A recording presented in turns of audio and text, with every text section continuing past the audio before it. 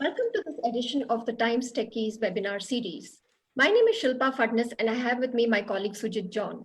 The two of us will moderate this discussion. We have an all-women's panel today that makes it even more special. All of them have been working in the area of cybersecurity for several years, and they will be discussing cybersecurity trends and the rise of women security professionals. I'd like to introduce you to my panel. Vandana Verma has over 14 years of experience in areas ranging from application security to infrastructure and DevSecOps. She's the only person from India on the global board of OWASP, the Open Source Web Application Security Project, a non-profit foundation that works to improve the security of software. She's currently a security architect at IBM India Software Labs, where she's responsible for global SI partner engagement for IBM Security Identity and Access Management product portfolio. Vandana works with various communities like IBM WISE, Women in Security Excellence, InfoSec Girls, Women of Security, and NULL. Welcome, Vandana. Amrin Maria Khan Adawadkar also works at IBM India Software Labs in the identity and access management space. She's a security software engineer with extensive technical skills in the identity and access management domain. She has also worked on several projects contributing to security aspects in AI and IoT. Amrin has published several technical videos on IBM's security YouTube channel. Amrin is also a member of the InfoSec Girls and has conducted sessions to inspire young women engineers to participate in coding competitions and hackathons. Welcome, Amrin. Thank you, Shilpa. Ashwini Varadkar is a senior security analyst at NotSoSecure, a company that provides training in hacking. She started her career in 2014 and has experience in domains like technical writing, network security, web application security, and security tool implementation. Ashwini believes that report writing is an integral part of any cybersecurity engagement and looks forward to talking about it. Ashwini is also the leader of the Mumbai chapter of InfoSec Girls. She also volunteers for the Mumbai chapter of OWASP. Those who are viewing this can send in questions through the chat box. Sujit and I will put it across to these panelists. So without much ado, we'll start the question answers for today. Maybe first I'll go to Vandana. The pandemic has accelerated the move to the cloud. Have security conversations increased on account of this? What's your take on this? Absolutely. If I talk about pandemic, the security talks have increased, and we have seen that the breaches have also increased in the past few months since we are home or everyone is remote. Everyone is talking about getting online, getting the services up, and everything seems to be that yes, we need to be on the internet. So when everyone is on the internet, there are some bad vectors or people or some bad actors who are actually trying to get behind and get the data, and all these breaches are happening. And on this point, if I talk about cloud, so cloud is also picking up big time, wherein a lot of organizations from like the small size to the enterprise organizations, they are moving to cloud, or I would say they have moved to cloud when they were not even thinking of moving to the cloud. But this pandemic has made it imperative for organizations to move to cloud. Now, when we are talking about that, there is one thing comes into picture. We don't talk about just one cloud. We talk about multi-cloud strategy, because you are married to 10 or 20 different cloud providers in your organization. You have multiple services. So how do you maintain that harmony? You need to have security that plays a really major role in there. And that's when, again, if you have even the minutest of gap left, the intruder would get in and start playing around with the data. And another point to add is organizations are rushing to cloud without planning how their journey should be on cloud. So without planning, if you're moving, again, it leaves a lot of space for bad actors to come in. Okay. What kind of space? How does it happen? So, if I talk about cloud, you are actually talking about. If I'll give you a stats, if I give you the stats on this, there was one report which was conducted by Ponemon Research Institute, and they recently published the report. So that research said that 52% of the data breaches that are observed in 2020, and this is still not complete. I would say that they've just completed till like couple of months back. It was because of the malicious attack vectors. So they talked about that it was because of the ransomwares and locker ransomwares and doxwares. But at the same time, there are 19% of the data breaches which happen because of the cloud misconfiguration. Like people are not aware about cloud security and policies, like how they should be doing, because they just been asked to go ahead and like start using the cloud, and they're not aware about the policies. There are improper controls and oversight on the cloud. There are so many accounts which are running, but you don't have a full oversight on what is running, who all have access to it. And there are too many cloud APIs which are there, because the people have started using APIs big time. They want to automate, they want to talk about that we should have services up and running fast. So we need something to govern, and we cannot be negligent in any case, because one negligent behavior can lead to big attacks. Does the same thing apply to a startup who just wants to quickly get onto, let's say, AWS or an Azure or something? Is that a risk? See, absolutely, it's for any organization. If you just go ahead and hurry in moving to cloud, because you just rightly point that if you talk about a startup, because startup don't have a lot of resources, so how they can do, how they can go about it, because they just hurry and they just do the hush and rush and say that I want to run my services, and I want people to use my services. So again, if they don't use the right governance policies, they don't understand the cloud well and their own needs, then absolutely they are in big trouble. I thought But the if whole advantage of the cloud was that for a startup and all, it's very easy to just get onto it and start Mhm. functioning. I mean, that's, you are saying it is risky. uh, I would say, see, cloud has so much to offer. I am like all in support of moving to cloud. That's what my thinking is. But then there is one small thing is that understand what you're moving to cloud and how the cloud works, because it's a shared responsibility model. It's not that cloud providers do give you a secure hardware and you can host your things fast, but then your data is your own data. And now people say data is the new oil. If you spill it across, who's going to wipe it, who's going to clean it? Only you have to take care of it. You can't say that I am on cloud and I am all safe. No, that strategy never works. They always say, beat any cloud, beat IBM, AWS, or any cloud, talk about anyone, if you don't manage it well, you will face the consequences or the breaches that you see every other day in the news. Okay, okay. Amrin, you want to add to that?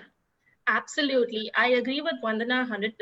And as you rightly pointed out, Sujit, moving to cloud is one of this amazing way a startup can get up and running within a very short period of time. But what they need to take care of is security. I like to believe security is like salt. It goes with everything. You cannot miss out on security with any new technology that is floated into the market. Same thing goes with cloud. With cloud goes security. A small misconfiguration could allow somebody who's not supposed to have access to a big thing, which could be highly confidential and private. Now that could open up a whole can of worms and more risk for someone. So moving to cloud, as amazing and efficient it is, you need to push it along with security, along with planning, and along with a crisp plan and strategy in place. Along with that, since a hybrid cloud is what most people are going for right now, and that is the way forward, because you can't be limited to one particular cloud anymore, the shared responsibility, which Vandana talked about, so that they all operate seamlessly together while maintaining the security for the users as well as the people who are processing the data. Okay, okay. Ashwini, you want to add? You are into the whole business of training people to hack and all that, is it? Right. That's what NotSoSecure does, huh? Correct. Uh-huh. That and pen testing as well. What testing? Sorry. Pen testing, penetration testing, that is ethical hacking. Okay. So these are the two things that are, I can say, are the USP of NotSoSecure. Okay. Training of hacking. What the first one About is? hacking. See, basically, it's training about security. Now, there are various topics like basic course that we have is basic web application, basic infrastructure. Then we have advanced infrastructure, advanced web hacking. Then we have DevOps. So, as in when new things come up, then we have cloud security trainings as well. Okay. Okay. So most recently, what's the big buzz? Pandemic related stuff, particularly. Pandemic related stuff, I would like to add one point about employee reluctancy over here, that suddenly everybody has moved towards work from home. So from employees perspective, it is like for technical people it is still fine, but when I see my other colleagues, friends, they are like finding it very difficult to use VPN. Now for security purposes, organizations have also developed various policies like, yes, you have to have encryption in your laptops now that you're working from home. So you have become a weaker link. Like if you were in offices, maybe phone accesses are restricted, so no phishing calls, no phishing emails, there are filters in place. But now that you are in home, so these are things, some of the overhead has come upon the end users, the employees as well. So yes, this is one People don't like area. to use VPN, is it? They find it difficult to connect if they are not used to such a thing. For technical people, it is still fine that, okay, we are using VPN for secure access. But if everybody is working from home now, and if the organization comes up with a new policy, see, anytime a new practice or a policy is, an organization introduces, the employees are they show a bit of reluctancy that, oh God, we'll have to study this. Now VPN credentials are there, encryption we have to enable. We have to also check if our softwares are updated regularly. If there were an organization, maybe there was a person who was accountable for all this, but now the overhead is on employees. So this is one thing that the pandemic. But normally, you can't access the enterprise software without going through the VPN, right? Normally in organizations, yes, but for some organizations, like for example in teaching field, I don't think so they might have everything. Yeah, true. So this is majorly for non-tech people. Technical, it's still fine, that is what I said. Okay. To access resources. So it's a new thing that first teaching institutions are training their teachers that, okay, now we are going to change, this is what is going to come into the picture. So these things are there. Okay. Especially since there are so many different types of devices which are being integrated right from iPads to mobile phones to laptops, and connecting them to the servers and connecting them to cloud, ensuring the connection between the teachers and the students is there, millions of devices across the globe. So the challenges and the complexities have been sudden as well as increased in a different way. Okay. Have you actually seen data? Have you got data which kind of suggests that schools have become very vulnerable? Absolutely. We have seen that one of the breaches wherein there was one platform which was hacked, and there was a class going on, and suddenly somebody started posting something, suddenly somebody started sharing something. So now schools are also, again, teachers were there to teach. Now they have to learn technology and then teach. I remember seeing my kid going online, and like small kids are going online and the teachers are teaching. So sometimes teacher put everyone on unmute, and then everyone is just talking and then blabbering, and because kids don't know that they have to stop and they have to put themselves on mute, so you have to teach them. Similarly for teachers, like they have to remember that they have to put everyone on mute. So all these technologies are there, but then how to make sure that nobody else gets into the class, all those things also they have to be very careful about. And then the schools have to choose the right kind of platform, and similarly for colleges, and this the main thing is exams. So I can see that at home when there is an online exam, you have to be at a very specific place, and you have to show that yes, you are writing in front of the teacher and nothing is around, no books. So it's very very tricky. And similarly that only that kid is there monitoring that kid. So all of those things are also very very important, wherein we have to teach to students, teachers, everyone, the security portion. And that's when security is like talk of the town, and everyone is talking about it, not just the security people in tech world, everyone, non-tech world, everyone. So they need security. So lots of opportunities in terms of jobs. But before that, one second, Shilpa, I have a question here. One second from Samshwi. How effective are security checks like select images of cars among the grid or solve mathematical questions that we see on some websites? How effective is the reCAPTCHA? Who wants to take that? Did you understand the question? Yes, I can take that. And Yeah, Amrin, go ahead. yeah, most of those security measures are to protect against botnets, because Botnets. correct. And a math problem is something that a bot, which is just something which will replicate itself, it doesn't have the intelligence, will not be able to solve. Okay. So when you talk about these security measures, they're not to protect from another human person who has the intelligence, but from a botnet which has probably been on your laptop or is being accessed remotely.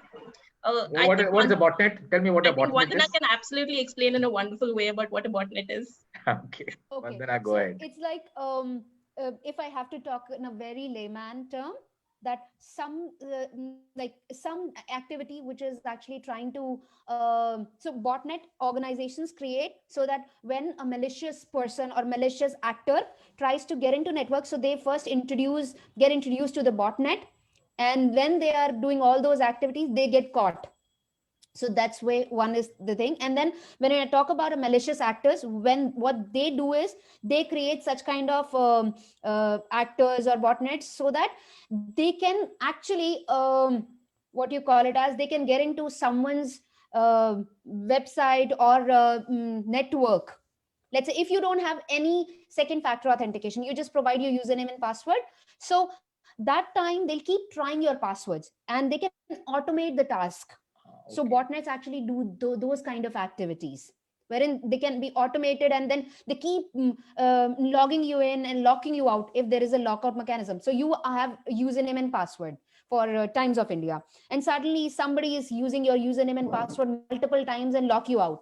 So you will not be able to access those services. So that time capture services are there, or some mathematical questions are there wherein somebody who look from the eyes and then select all those relevant images and then get into their account, like we do it with Gmail or Facebook or any other website. So those kind of capture mechanisms are there just to make sure that you're a human and not an automated kind of an activity who's trying to get into someone's account. Okay. Also, as far as security technical controls are concerned, we have to always remember that these malicious actors are also thinking. They will also come up with various payloads. They are working day in and out to try to bypass new technology, new security controls. So this factor is always there. I don't think so there is any one technical control will be 100% full. So in that case, defense in depth and various other frameworks, concepts can be used. Yeah, So totally agreed. Sorry? No, I was just saying that I totally agree with what Ashwini said, and similarly with what Amrin said. And we need to have full visibility. So we need to make sure we concentrate on the four major pillars, that we have the visibility on what's happening, we detect it at the right time, and we figure it out, and then we respond to that. Especially such kind of threats. So one strategy can never work. It has to go in like a multi-layer. So it's like an onion. You have multiple peels to it. If you don't have multiple peels and right kind of practices, nobody can save you. Okay. Okay. Shilpa? Yeah. Vandana, Ashwini, and Amreen, if you can take us through this concept of zero trust, right? And how has this evolved in the last 2 or 3 years, especially in a hybrid IT environment? Who wants to go first? So basically, I can explain what the framework is, but I think Vandana can give better light to it, as she has worked a lot on zero trust. So basically, this is, as the name says, zero trust. Don't trust anything. Whatever is knocking your door, do not trust. Verify, then allow access. This is basically what it is. So if we remember, there are various access control rules: permit, deny. No, nothing works, only deny. Then second level will be verify. If the user or the machine IP address, whatever is verified, then allow them access. But again, here a lot of things come into picture, like there are compliance requirements also, that if you are allowing access, ensure that you first give them a least privileged access, and a lot more. So this is the basic underlying philosophy for zero trust. Absolutely. I can give an example. For example, an employee requests access for a server room, whereas he's just a software engineer or she's just a software engineer and does not really need to go into the server room. If a person is manually sitting behind, sees that request come in and clicks, okay, allow, he did not verify. He trusted. Also, let's say that person was just a friend or somebody who had said hi to him in the morning at breakfast table. He also has an inbuilt bias towards that person, like, oh, I know that person, I can totally grant him or her access to the server room, she talked to me about this in the morning. That's where the problem comes. That person could go into the server room and probably do some malicious activities which would not be beneficial for anyone at all. That's also a part of the zero trust framework which comes in, that you put in a mechanism in place where you do not trust anyone, you remove your biases, and you always verify before granting any kind of access or authentication to anyone. Vandana, would you like to chime in on this? Yeah, sure. So I'll tell in a form of a story. Earlier, we were all working on our desks. Like we were going to office every day, and then we were working. But suddenly, during the pandemic or when it started off, it's just a story that I want to portray that people understand what zero trust is. So we were asked to go remote. Like few of us knew that this is how we should be using VPN, this is how we should be connecting to the services. But suddenly those four walls disappeared, and now we are all working remote. There is no four walls. So how about security? Who will take care of that huge amount of data? And especially sometimes if you talk about fintech, banks, all of these services, they they have so much of money, like there's so much to deal with. So how should you take care of all such services? And at the same time, we always used to say that always trust the insiders who are working inside. How about the insider threats? If one of the employee says that no, I did not get the hike and I should not be working and I should not be doing this, I should be doing that. So those things can be really, really critical. So there was one thing which I said in the last question, that it's like an onion and you have peels, but then you have one door. So is it practical to have one door? If you right past one door, what could be there? Anyone can get inside. So for example, I send out a phishing email, like a email which looks legitimate, but then that's a hawk email. But then it's asking Shilpa to provide her Times of India credentials to, and then she thinks that it's the right email and I have to provide and log in because that's my work and I have to log in. And gives the username and password, and suddenly that username and password is not working, but that's the right one, and I get her credentials. And she says, oh, it's not working, but I'll log in from the website. And she logs in, it works fine. But she doesn't know she has already given me the username and password. So if I know her username and password, I can do anything and everything. And that's when zero trust comes into picture, wherein it doesn't talk about the old model. It builds on top of it. That in today's environment, we have so much to deal with. We have workspaces wherein the four walls have gone. It's all virtual. We have privilege access users, like some access is there with Shilpa and then some access is there with Sujit. But Sujit, let's say Shilpa raises some requests and Sujit has to approve, but suddenly Shilpa starts approving them. Will it be a problem? It will be a big problem. Why will Shilpa approve something or Sujit approve something which he's not supposed to?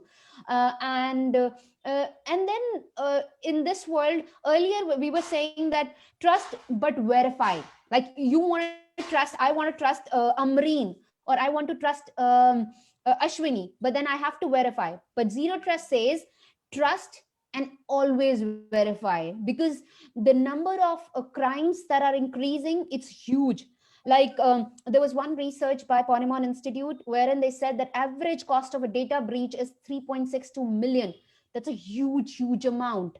And that keeps on increasing every time you see these things. So zero trust simply says that trust and like never trust and always verify.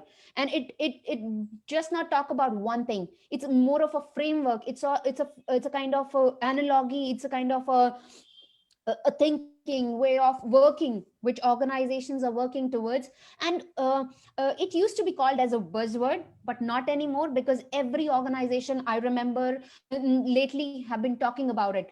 And it starts with that you need to have right kind of access management, which Amrin was talking about. And then like Ashwini was talking about never trust and always verify. And similarly, when you have the right kind of access management, you need to monitor what the users are doing, and you chunk down your organization in like small chunks, and you monitor them very carefully what they're doing. And anything that goes inside out, that has to be relevantly monitored. And we all access our organization's data over the phone. So how about getting to know what kind of devices the users are using? Because it's very important to know that if you don't know what kind of devices they're using, from where they're accessing, they might be using rooted devices, they might be using jailbroken devices where organizations' data might go out. So that will be a big problem.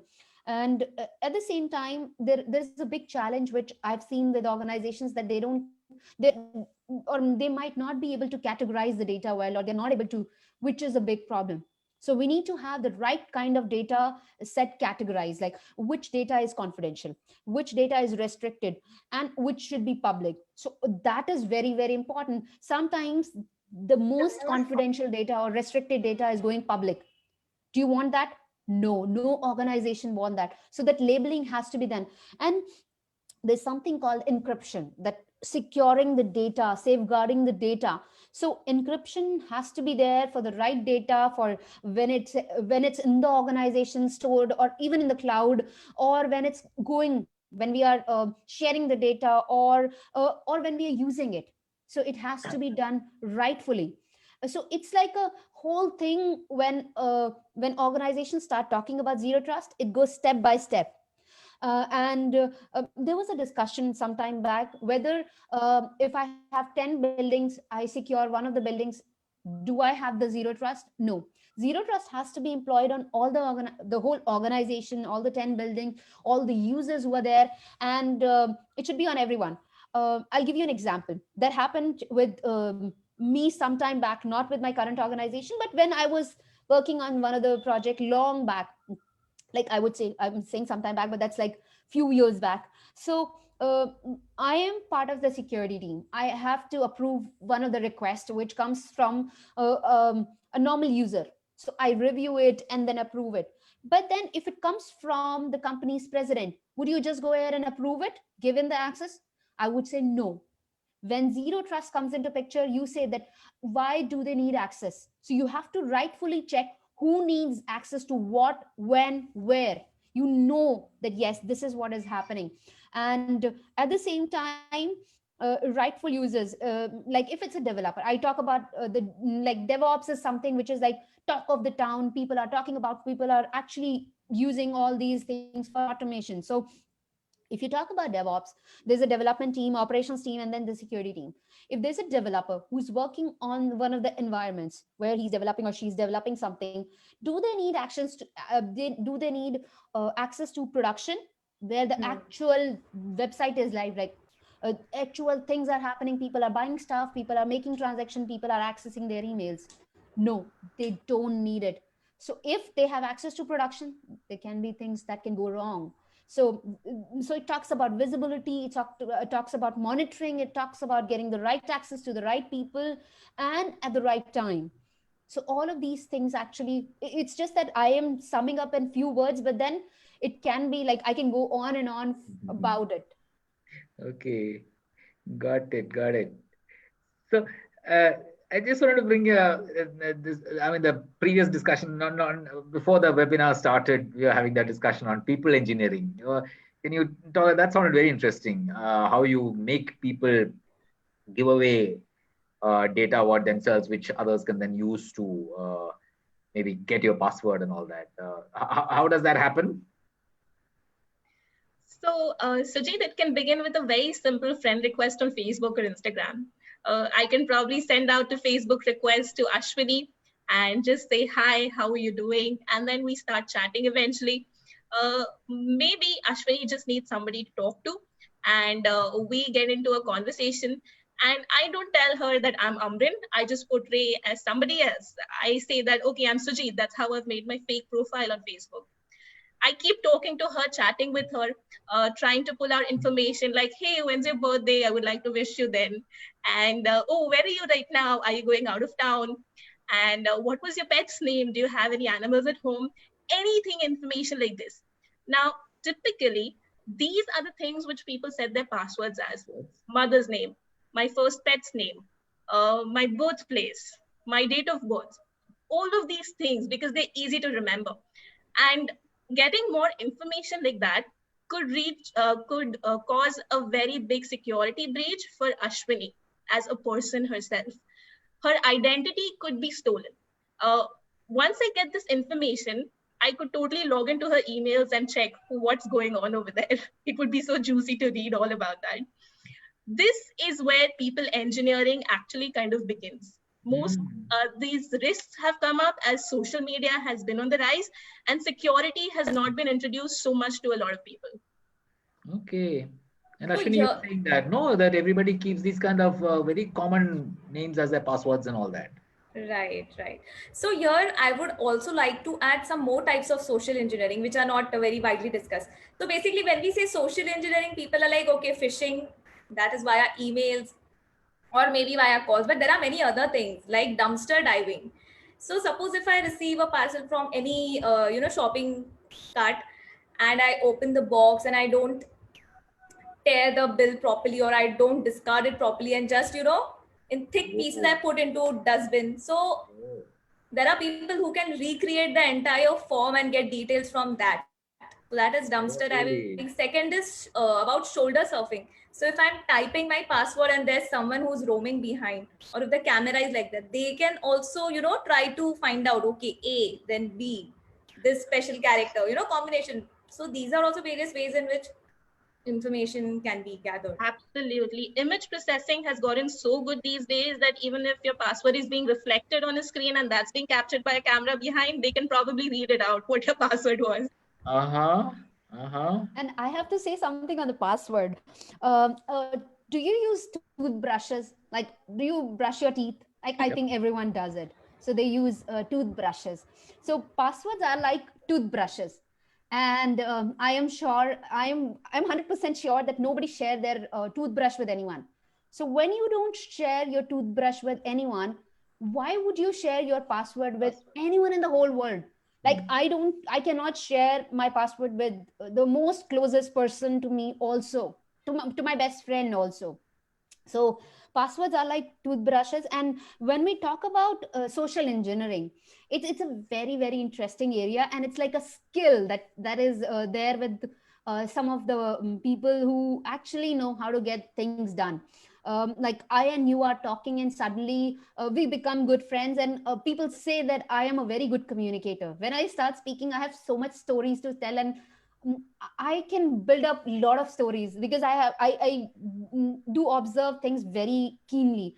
So now I become your friend and I keep chatting with you. Like Shilpa and I have had conversations a couple of times. So I start asking her, or I start asking you, or even for that matter, Amreen or Ashwini, that how many siblings you have, where do you stay, and we did discuss about which city do you live in, or which state you live in, and what language do you speak. Are you from Bangalore, Pune, Mumbai, or any other place?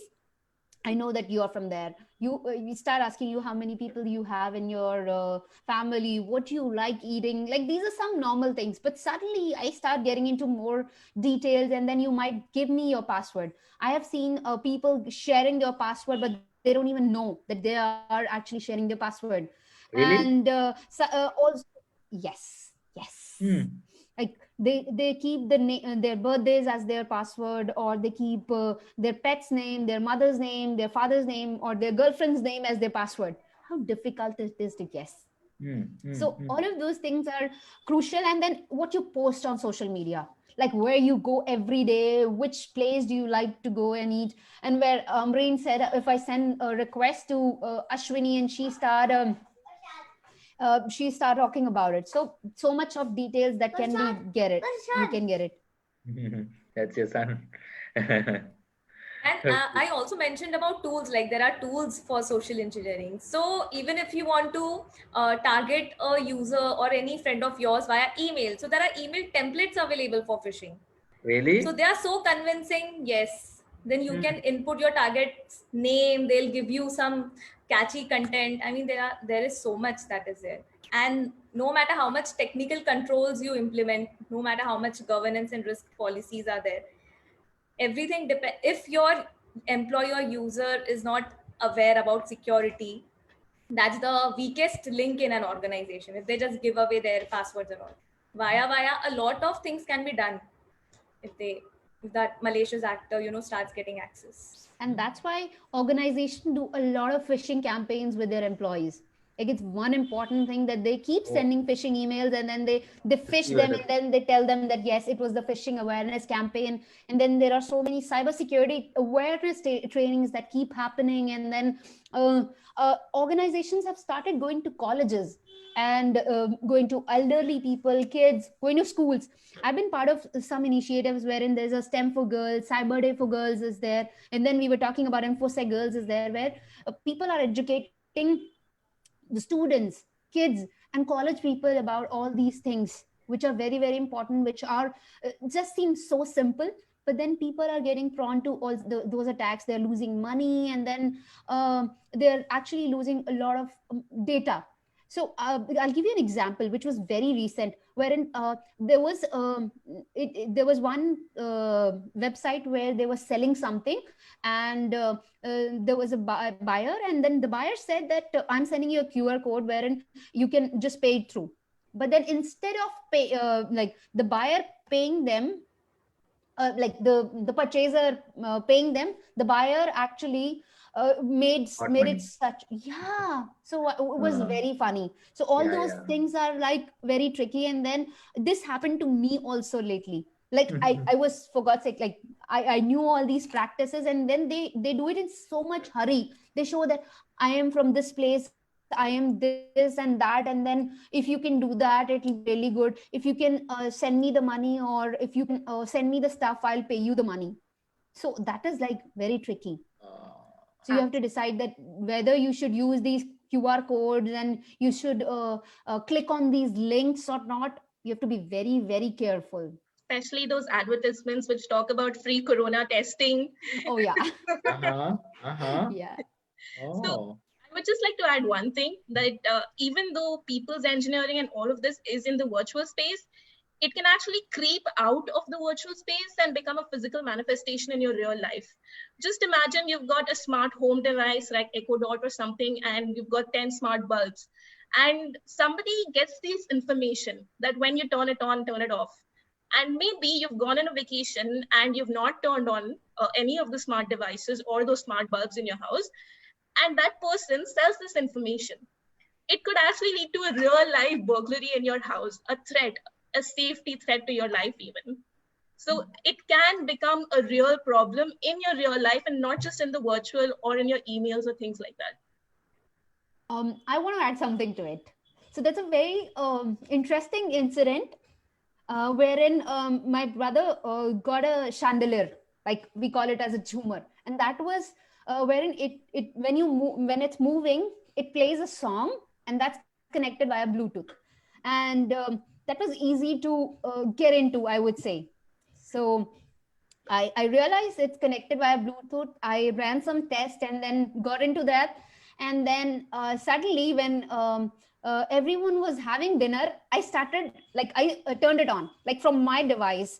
So it started running and everyone spooked out. So I told them this is what I was doing. Similarly, if there's an internet connected device, if we do such kind of activities, that can be really, really massive that can actually damage a lot of things. And I remember a couple of years back, there was a huge attack which happened because of the IoT devices. And that's when you say that you don't use the default password, you secure your devices, you need to have multi-factor authentication, you need to have the right kind of access policies for these devices also.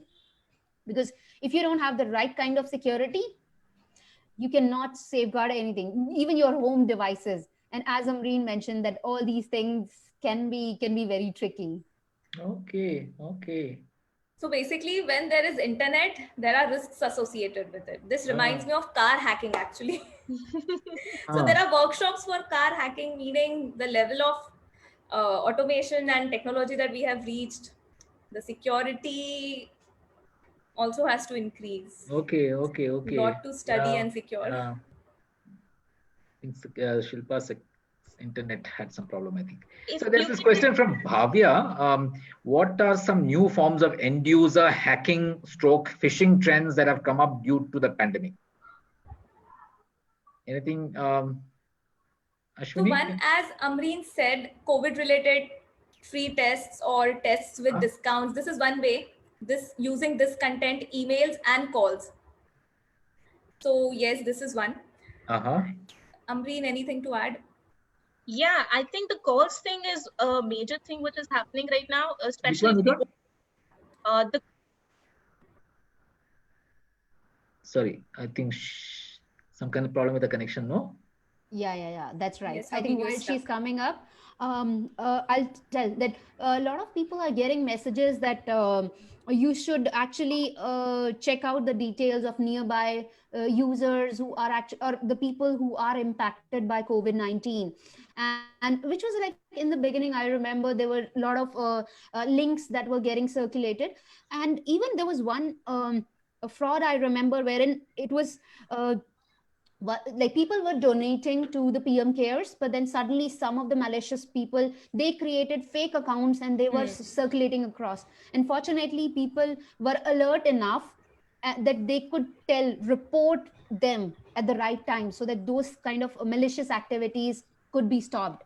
And people have been so innovative lately. Like they just need a reason to create campaigns and say that now click on this link and we'll get you the data, we'll get you the free access, we will make sure that you get your home test done. Like people will come at your home and get your test done and whatnot. So obviously they just need different reasons, different strategies to get into people's mind. Okay. Right. Amrin, you was talking. Yeah, we lost you briefly. Yes. So what I was talking about, the spam calls are one of the major ways people are being tricked these days, especially since home deliveries and online businesses have increased rapidly. People always try to make fake calls that, okay, I'm sending this to you right away and it is urgent. If you don't do it in the next 10 minutes, this link will expire, things like that, by making urgent sounding calls. Okay. And of course, you want something at your home right away. You can't go out. It's kind of a lockdown. Even if it wasn't, you prefer not to go outside in this situation. In that sense of urgency, people end up clicking on that link. People end up making that little payment. And that payment is so twisted that it won't just deduct 200 rupees from your account. It will probably deduct 20,000 or 20 lakhs from your account even. Wow. Okay. Dangerous. Shilpa, we lost you briefly. Sorry, I'm back. We have some questions from, yes, this is from Kuja from Indira Gandhi Delhi Technical University for Women. I'm a final year student and I'm interested in pursuing a career in cybersecurity and ethical hacking. What would be the right steps, like working on projects or referring to some resources? If you could share your experience on how you started in this profession. Sure, absolutely. So my story is like, I have a lot of stories to tell. So I'll say, Ashwini or Amrin, do you want to go first? So I can talk about my experience. It was just, I did my bachelor's in electronics and telecommunication. Then I did my master's in electronics. And then I was always interested in cybersecurity. I had an internship opportunity with IBM, which I grabbed onto. And IBM, being such a fantastic company that it is, absorbed me as a permanent employee. That has been my journey. In my opinion, get your foot through the door. Learn about the basics, about what Linux is, what networking is. If you have a Wi-Fi router at home, can you tell me how many devices are connected to it? Which are those devices? What are the IP addresses of those devices? These are some of the basic ways that you can get started.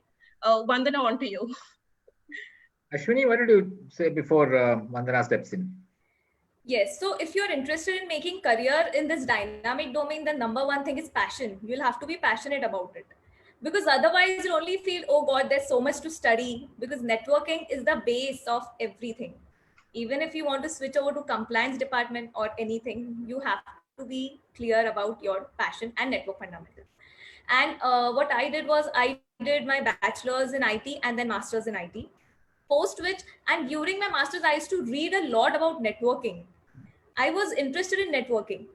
Then somehow I got this opportunity, internship opportunity in my previous organization, and they recognized me as a technical writer, that you should study and write about all these things. I wrote a lot about blockchain and just everything, whatever was new at that time. This is how I learned and then got into pen testing. So opportunities are many, resources are many. Whatever comes to your mind, keywords, even from this session, you'll get a lot of keywords. Okay, phishing, social engineering tools, weakest link. Just Google and you'll get a lot of articles. And via, you will get whatever you want to do. And cybersecurity is such a big field. There are many options, many options. Just imagine security. So what it could be, we talked about car hacking, we talked about IoT. So just Google, there are many options. Web application security, tool implementation. So there has to be something, right? There has to be a department in an organization related to security, tool implementation. Then study what are the tools that are implemented. In fact, I would like to add here that for tools also, there are a lot of trainings provided. It is a whole new world of study in itself.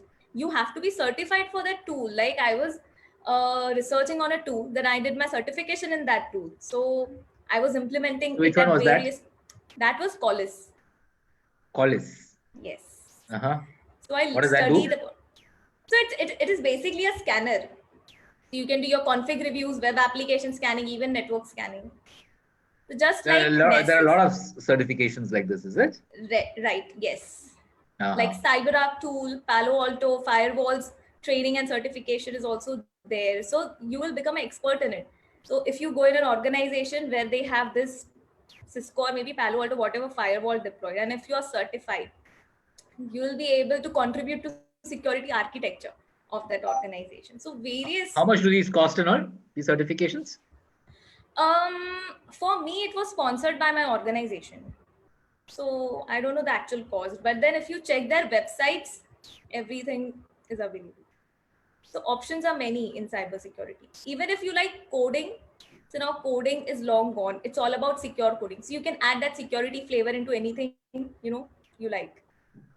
Right. There are many opportunities and options. These certifications will get you through the door. They'll get you in that interview seat, which will get you across and keep you in the job and make your career fruitful. Is what are the skills that you have? Okay. Ashwini, you get a lot of demand. I mean, you train people. Your organization trains people, is it? Yes, my organization trains people, but currently in my organization, I'm working on reports. So Oh, you are whatever working we, reports. yes. So it's all about quality assuring. Is there a big demand for the training part of it? Yes. Huh. Yes. So if you see NotSoSecure, we are training providers at very big conferences, almost all big conferences. And yes, we have a very strong foothold in this domain. Okay. Globally. Vandana? And my job role. No, sorry.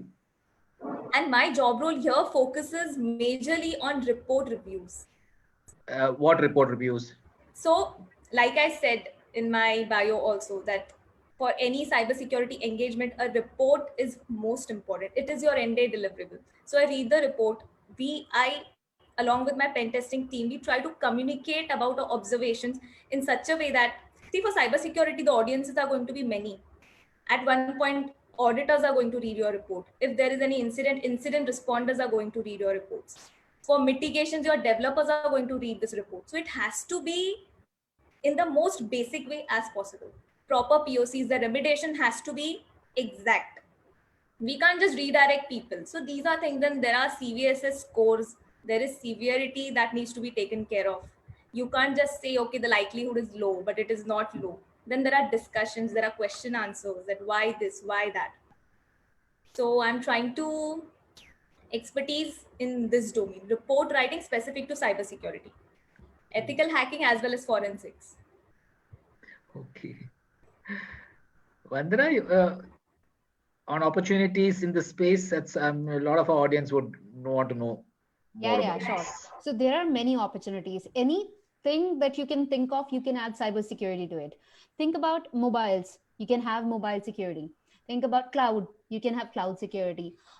We have network set up in labs, in offices. So you have to have network security so that people don't get into your network. Then talk about application security. Like applications are everywhere, they're public, and that's the first thing that a normal person get into, or a malicious actor would see and then tries to get into. So you have application security. uh, then now we've started using a lot of IoT devices, internet connected devices, so we need to have the security for them. And I remember seeing the ads wherein your washing machine, you can turn it on from anywhere and everywhere. And then there are ads for you can turn on your AC, like air conditioner, from anywhere and everywhere. Now when you can do that, if somebody has your phone, or somebody can just decrease the temperature a lot and you're sleeping, what could be the problem? You'll be dying out of like the cold. So all of these, there are many avenues, but you should know that what exactly is your interest. I have my interest, or I would say my journey has been very my journey has different hopes, wherein I started as a network security person. I configured routers, firewalls, switches, and I remember configuring a vulnerability management scanner, which was a hardware. So I remember configuring that, and then in my next stint, I was asked to be an application security person. I was hired to be a network security admin, and then they said that we need an application security person. Either you leave it or take it, and then you don't have a choice. So you take it up, and then realize that this is something which is very interesting. So learn about application security, then understand why mobile apps are booming up so much. Understand about that. I have a device which I rooted just for fun, but I realized that you shouldn't do it till the time it's for a project and your organization is paying for it, or you're working on a project specifically for it. Rooted. What does rooted mean? So I actually got into the system of that phone, so that I can understand what the different apps are doing, which is not a good practice. So I did that, and I realized this is how things are done. And then I was given a lot of projects, but then things should be done ethically. And this is my phone, so I could play around with it, but then I just refrain from using that. Then I worked on cloud security, understood how cloud is working, what cloud has to offer, because my assumption for cloud was that somebody is sending data to the cloud, which is not the correct assumption. So, cloud is something wherein you are storing your data somewhere else at some other data center, but then you have some security from their side. You have a lot of redundancy, you have a lot of availability, resource availability. That's when you start using cloud. And cloud has so much to offer. Then you need to understand that how you can make your cloud secure when you are, because your initial thinking should be, when you're sending your data to cloud, that you are hostile, your data is being breached, your data has been breached. And that's when you start that, what should I do so that my data remains secure? uh, then people started talking about DevOps, people started talking about automation. So I started understanding all of that. So there are so many avenues are there. Now, one thing I realized, that there are a lot of resources which are available, which you can take leverage from. Even during the pandemic period, I would say that every organization, training organization, or any organization that you think of, they open their doors for the resources, that you come and learn. That's what we are here for. So even IBM did it. IBM has a lot of partnership with colleges where they train for free, and then there are different courses which are available. And then at the same time, if I talk about specifically cybersecurity, there is a security learning academy wherein you can enroll yourself and get to know about cybersecurity, different kind of areas and different products that we have. Where is Not this? just about cybersecurity, but then go to securitylearningacademy.com, and that's all. If you go to, or even if you just search about IBM Security Learning Academy, you will get all the resources. They You train can as create your well. account. They train as Oh, well. yeah, it's like an open forum, which is like you can enroll yourself, and then it's a pre-recorded sessions are there, so Oh, you learn from there. free, is it? Yeah, it's free for people. Okay. And at the same time, if I talk about like we were talking about before the webinar, that we are part of IBM University Relations, so we do a lot of things with that. Like we do train college students. Even last week we had a session for college, and not just IBM, but I would say that open source communities are there, which have like they have open arms to teach you. There are so Okay. many local communities like OWASP, InfoSec Girls, Null, and so many other communities around the world. So you can join them. You can get to How know. do you find them? You just search about security communities and Yeah, go. you'll get You will them. find it. And if I talk about OWASP, you have to go to owasp.org, OWASP.org. For InfoSec Girls, you can go to infosecgirls.in, and for Null, null.co.in. And in general also, like if you're in any part of the world, I am sure there will be some community that will be there. Or if it's not there, I can say that if you have the bandwidth and energy, go ahead and start one, because that's like a noble cause wherein you are training people, you're learning from people. That's where I would say that was one kickstarter in my career, wherein I was doing day-to-day work, but then I got to learn a lot from these open source communities. There's so much to offer. There are so many wonderful people who give you knowledge for free. You are just the one who has to catch that. That's all. Okay. Okay. Yeah, very interesting. Yeah, knowledge for free. I'm sure a lot of people will benefit. Absolutely. Questions? And Sujit, just to chime in one Yeah, thing, that sure. there are also a lot of global remote mentoring programs. At least IBM carries out one. They're the same ones for other companies also. The students just need to keep doing their research and keep a lookout that which companies are offering what. Okay. Go ahead, go on their websites, apply, share your ideas, share the project ideas that they want to do. They actually get to interact with one-on-one with security professionals from these corporations to do projects and to get a leverage in their own career that way. Okay.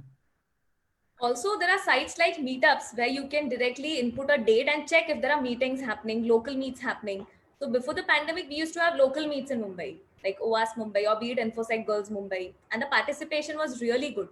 Huh. The fact that we are having so many virtual meets is because we have so many speakers that we have to conduct meets. And there. many of them are students and all that, is it?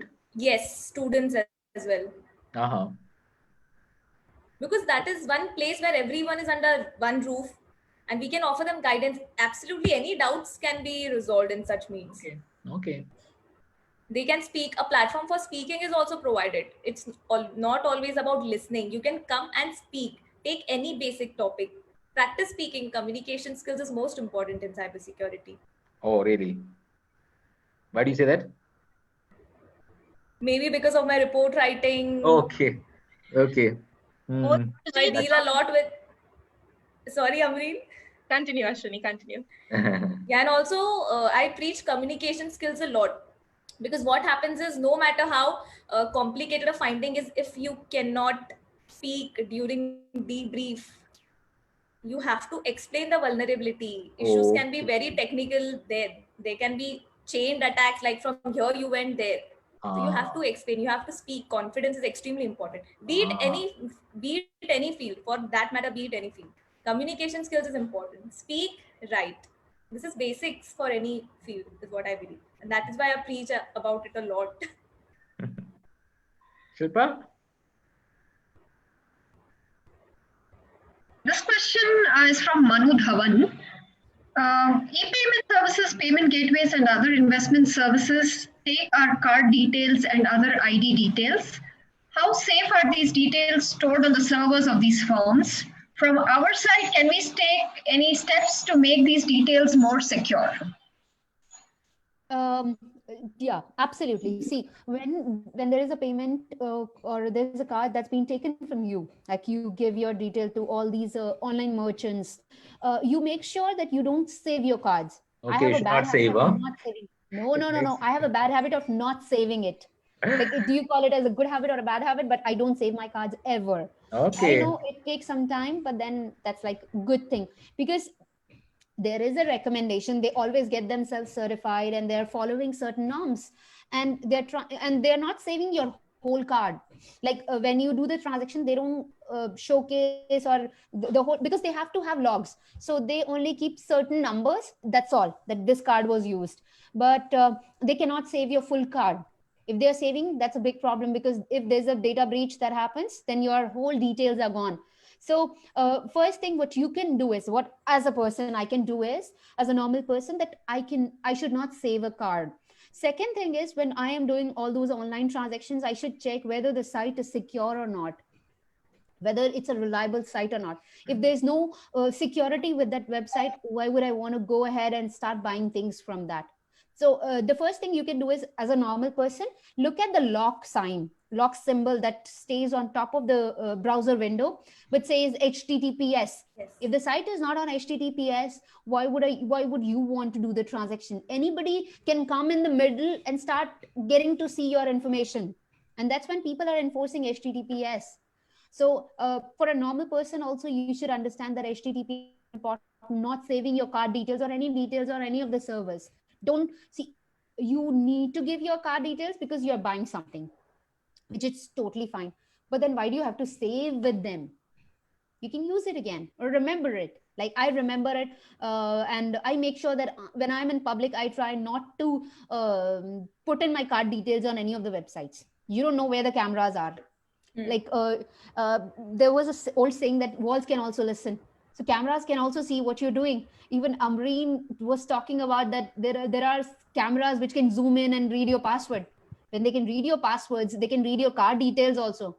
I just have to look through your card details front and back. That's all. I can do anything and everything. Okay. I have this other question from, somewhat similar.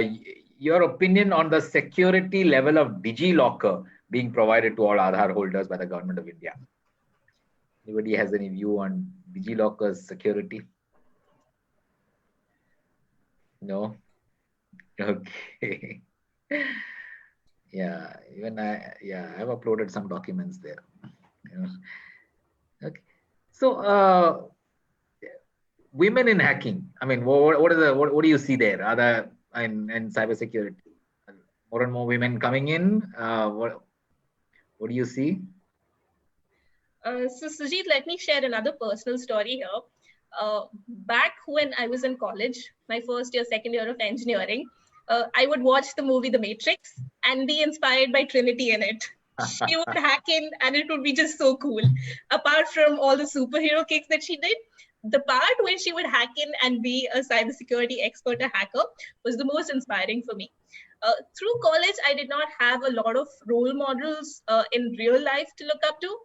But as soon as I started my professional career, I would say, that is when I was absolutely surrounded by a lot of women in the cybersecurity space. There were amazing people like Vandana and Ashwini, which I got to interact with. Vandana has been a mentor as well as an inspiration to me. And along with that, so many teachers across colleges and universities who are encouraging their students, especially the young girls, to be a part of hackathons. There are special only girl hackathons being organized these days. So the path has definitely been laid out for more and more women to be a part of the cybersecurity space. It's just everyone has to take baby steps and enter into the domain. So again, here the most important thing is passion. If you are passionate about it, then definitely you would want to know more about it, get into this cybersecurity as a career. And again, career awareness is important at the right stage of a person's life. Because if you don't know about the various options available, then you might not even think about it. If opportunities are many, resources are many. If you have a mobile device, if you're watching videos, you can definitely Google about cybersecurity careers, India. That is all that you have to do. So it's majorly about passion. If you're passionate about it, you will definitely explore the area. And we do have opportunities. Again, via communities like InfoSec Girls, this is what we are doing, career awareness, visiting schools, universities, that at a right time, they should know about the options available so that they can make a particular choice. The conferences that you've been attending over the years, have you seen the numbers of women go up? Absolutely. I totally see that. Because if I go back like 15 years, so I recently completed 15 years in the industry, and I've seen the shift happening. And people say that it's only about bringing women. It's not about bringing women. It's about making sure that we have the right kind of people and we have people working together, because we need diverse ideas, we need different viewpoints. And that's where organizations are trying to build 50-50 workforce. And this is not to alienate anyone. That's what I feel, that it's not about alienate anyone. It's about bringing more diverse backgrounds, and not just about women. It's about from people from different states, people from different age groups. I have seen a lot of army veterans, or the force veterans, who are amazing in cybersecurity. They are literally killing it. They are finding things amazingly. Similarly, there are psychologists or journalists who are doing very wonderful in cybersecurity, because they know how to connect the dots. So if I talk about women in cybersecurity, this area needs attention, because we have very less people, less women in cybersecurity. That's why every organization, everyone is talking about it. Earlier, we were like we used to see like one woman, and I was part of just one woman in team, and then I used to work on Saturdays and Sundays because everyone wants to be then. And I'm like I'm a bachelor. It's fine that, like, yeah, Saturday, Sunday in the office, that nothing to do.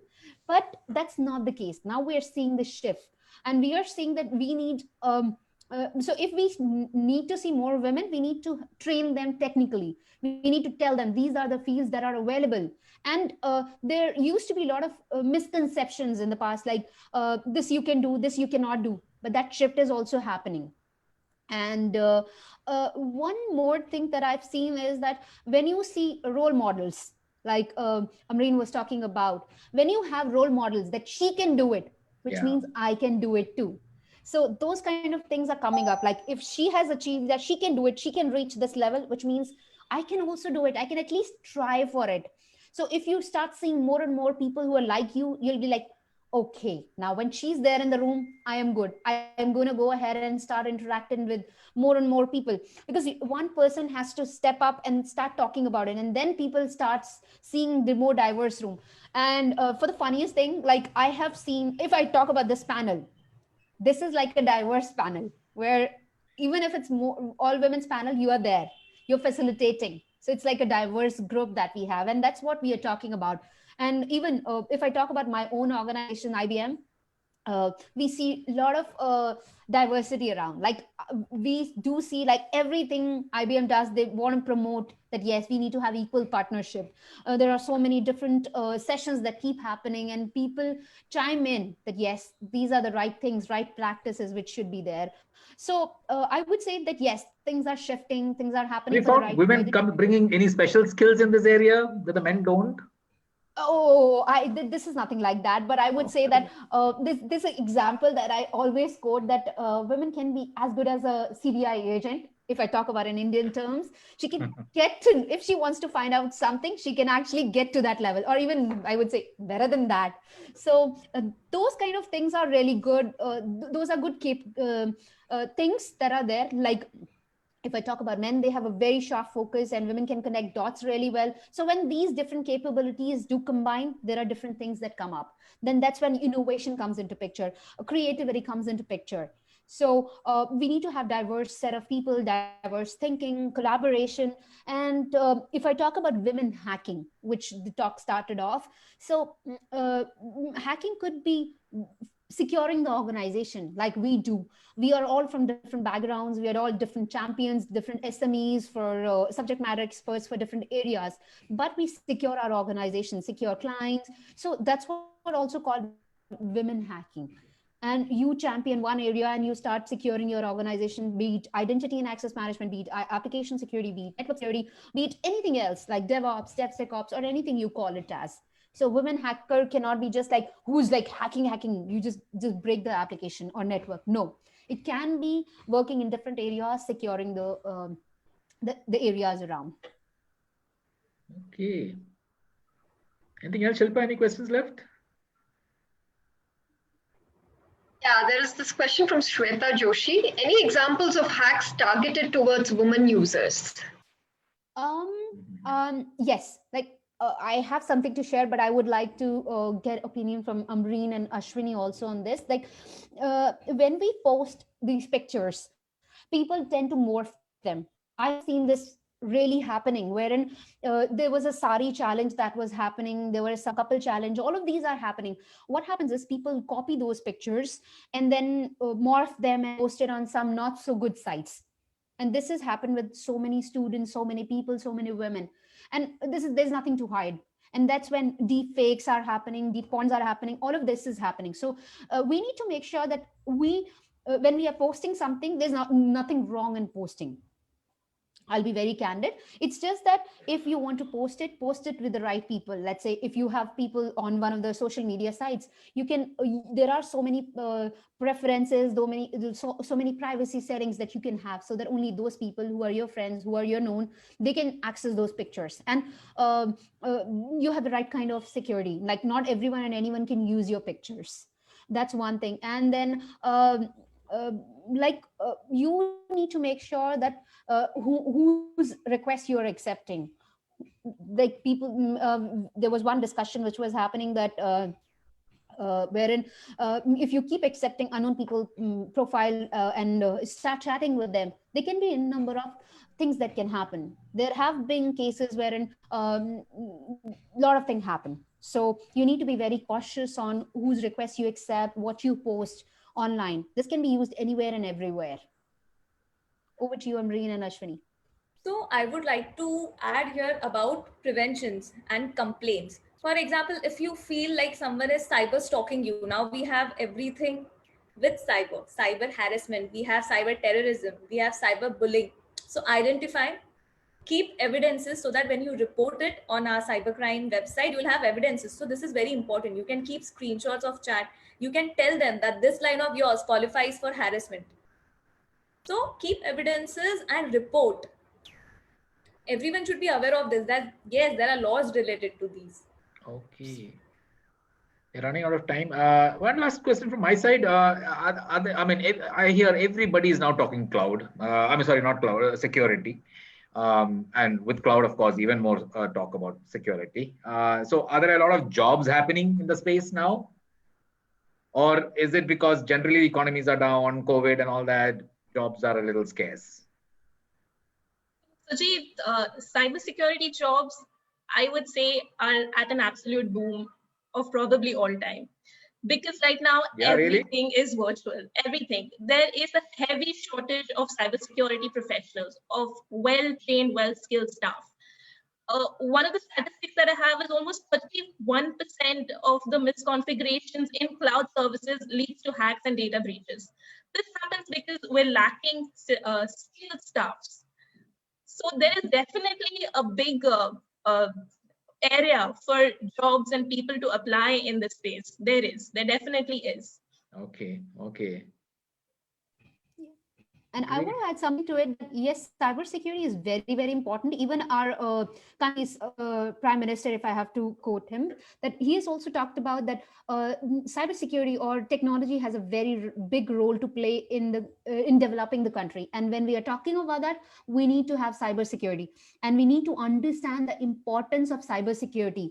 That yes, if we don't secure our organization, secure our country, it can lead to a lot of trouble. So we need more people in cybersecurity, not just the people who are working on ground, like on technology, but then there are people who are elderly people who can, and there are people who can actually volunteer to educate them. There are people who can educate the school students, college students, teachers, because I am seeing a lot of traction towards teaching the like college professors and teachers and so many people around, even the government officials. So cybersecurity is one area which is booming up, which has so many unfilled jobs. But then there are skilled people has to be there for that, and they can be from anywhere, any field, any age group. True. I mean, everybody's suddenly talking cybersecurity. Shilpa, done.